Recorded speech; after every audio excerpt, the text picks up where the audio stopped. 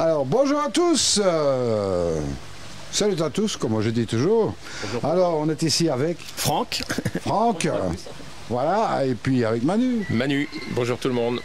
Alors, bon Franck, tu as fait vraiment un superbe bassin ici. Tu l'as réalisé tout seul? Oui, avec l'intermédiaire d'un ami. À la base, le bassin n'était pas prévu. Et là, une fois la terrasse finie, avec ma femme, on s'est dit, tiens, on pourrait faire un bassin. Donc en fait, à la base, on a fait le bassin sans, comment dire, sans se renseigner. Oui. Donc on l'a fait du mieux qu'on pouvait, avec nos idées à nous. Et donc, la première filtration, donc je l'ai achetée dans une jardinerie. C'était une bonne filtration qu'on a payée comme un certain prix. Et pendant 3-4 ans, j'ai un petit peu galéré au moment des chaleurs, des algues à répétition, des carpes qui tombaient malades. Et je ne savais pas où me renseigner parce que en Vendée, il n'y a pas de spécialiste. Et un jour, je suis tombé sur donc Manu Coy qui est venu s'installer à 10 minutes de chez moi. Et en plus, on a la même passion, carpe bien sûr, mais en plus sa femme élève aussi les Maine Coon. Donc c'était... Pour quand même dire ce que c'est un Maine Coon, il s'agit de chats. Donc, oui, de chats. Bon, alors là, tu as un élevage absolument extraordinaire. Vous allez voir quelques images de chats, bien sûr, que j'ai eu l'occasion de filmer. Et c'est pas des petites bêtes, hein, rassurez-vous. Hein. Il y a vraiment de quoi faire. Ce sont des chats magnifiques. Vraiment, félicitations, avec un parc absolument hallucinant. Et le bassin n'est jamais que la partie de la terrasse. Voilà, vous voyez, le bassin, en fait, sert aussi d'accueil à la clientèle, qui fait souvent de nombreux kilomètres, qui viennent de l'étranger aussi, et par la même occasion, ils sont contents de voir le bassin et les carpe-coy. Et on a même souvent dans notre clientèle des gens qui ont des carpe-coy aussi, et des bassins même des fois bien plus beaux que le mien. Donc ouais, c'est sympa. Donc oui, pour en revenir à ce que je disais, donc quand on monte sur Manu Coy, je l'ai invité à venir voir le bassin, et là il m'a dit non, ta filtration elle n'est pas adéquate. On va lui poser la question. Alors, tu as amélioré la filtration. Dis-moi ce que tu as fait ici. Alors d'abord, ce que j'ai constaté, comme disait Franck, on était sur un filtre type boîte à mousse. Alors, il n'y a rien de péjoratif à la boîte à mousse, hein. Il s'agit d'un filtre rempli de mousse filtrante, mais qui a pour seule et unique fonction que de filtrer mécaniquement. Donc avec un UV, tu avais une eau qui était plutôt assez claire, mais qui ne permettait pas en fait de dégrader efficacement tous les éléments azotés qu'il y a dans l'eau. Donc on se retrouvait avec des excès de nitrite, des excès de matière également, et on se retrouvait avec des poissons qui tombaient malades régulièrement. Alors avec des ulcères, avec plein d'autres choses, hein. Il y avait différentes formes bactériennes sur les poissons. Et quand Franck m'a demandé de venir voir la filtration et que j'ai pu constater ça, je lui ai expliqué tout le cycle de l'azote et comment nous on le gérait avec des méthodes de filtration différentes. C'est ça, alors tu as placé une très bien camouflée, je veux dire, avec une très bonne idée. Tu as végétalisé synthétiquement, on va dire. C'est ça, oui, parce que bon, ça prend quand même assez de place. Ouais. Et je pouvais pas la mettre, je pouvais pas l'éloigner du bassin. Et à cet endroit-là, il ne me reste pas beaucoup de place, donc j'ai décidé de la camoufler, de faire un cadre et de camoufler ça avec de l'herbe synthétique pour qu'on l'aperçoive le moins possible. Et en plus, même au niveau du bruit, ouais, il n'y a pas de bruit. C'est ça. Alors, ouais. Tu as fait quoi? Alors du coup, on a regardé avec Franck l'espace disponible pour faire une filtration. Et puis, à partir de là, j'ai fait le prémontage, comme je le montre souvent sur Facebook et YouTube. J'ai fait le prémontage d'une filtration avec un combi bio, et on a rajouté une chambre de 1000 litres de tapis japonais, de sorte de vraiment avoir beaucoup de bio en place, et puis un petit tambour qui permet aussi d'éclaircir facilement l'eau pour ne pas être esclave d'une bio qui pourrait s'encrasser. Et cet espace-là, moi je l'ai retracé chez moi, au sol, comme je fais habituellement, et puis je positionne mon tambour je positionne la cuve et j'essaye de voir comment faire passer pour qu'on ait quand même un flot et le passage de l'eau soit vraiment optimisé partout. Eh bien, on essaye de voir par où entrer, par où sortir, et tout en restant dans cet espace restreint.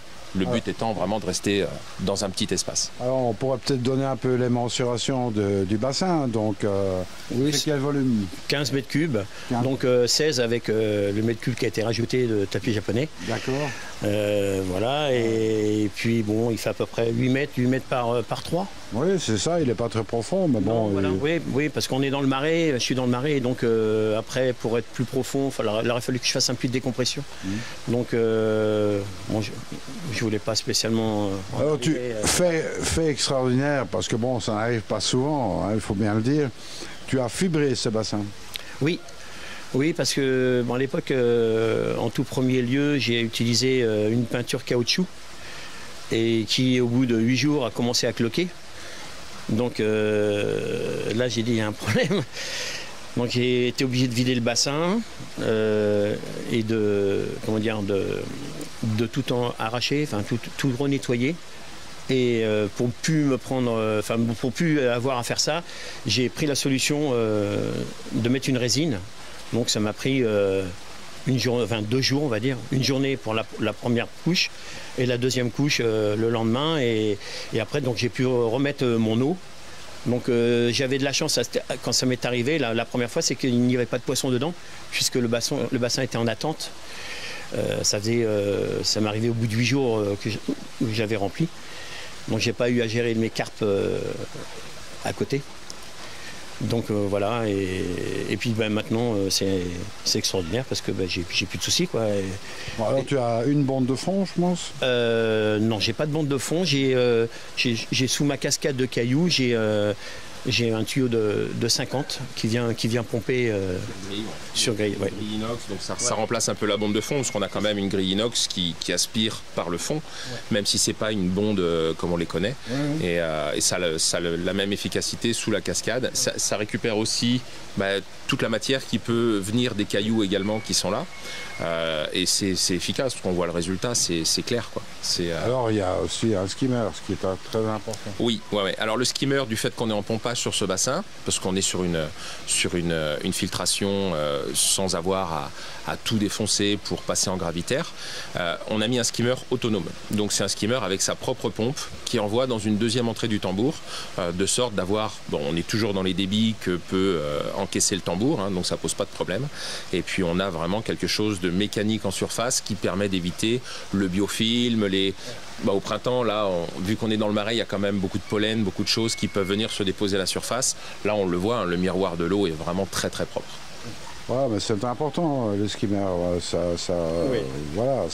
reprend quand même pas mal de saleté.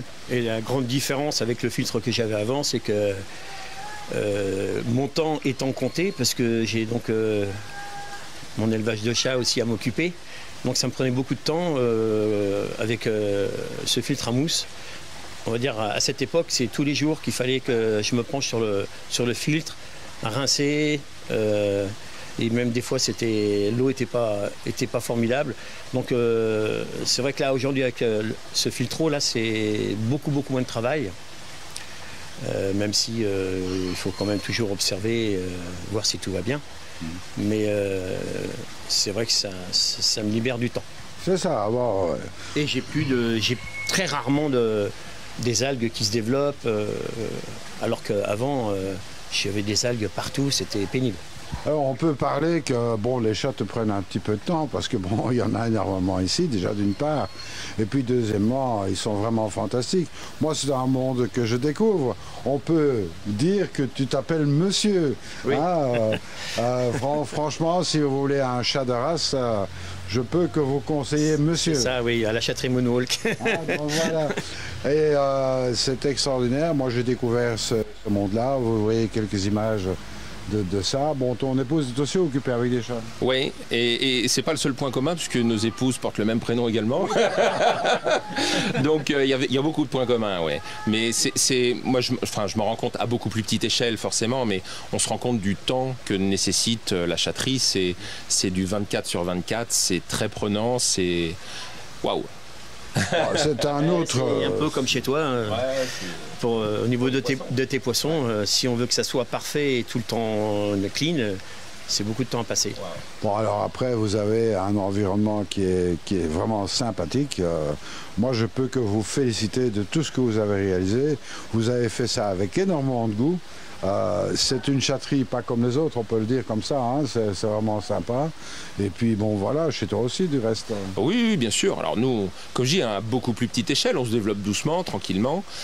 Ici à Moonwalk, alors la réputation est là, on est sur l'une des plus belles chatteries d'Europe, sinon la plus belle chatterie d'Europe. Et c'est ce que tout le monde dit quand on parle de Moonwalk, c'est cette réputation-là. C'est vraiment la mecque du Maine Coon et du Savannah.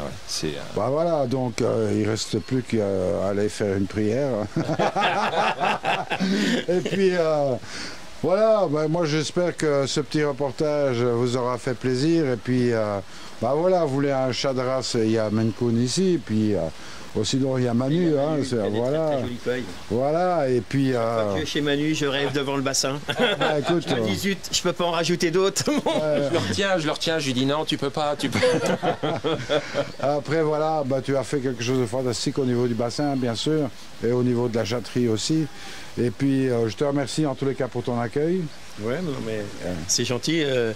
Je te voyais toujours par les moyens de Facebook, parce que j'ai aussi un petit aquarium d'eau de mer. Donc, souvent, j'ai regardé tes reportages pris chez Poisson d'Or. Et aussi plusieurs reportages que tu as fait sur certains bassins qui étaient merveilleux. Et donc maintenant, je te vois en chair et en os. Écoute, tu as un bassin merveilleux aussi, il faut bien le dire, dans un cadre magique. Hein, puis voilà. Et puis moi, il me reste à vous dire à très bientôt, restez attentifs, hein, il y en aura d'autres. Et puis, comme je dis toujours, surtout, ne soyez pas sages. Allez, salut à tous. Salut.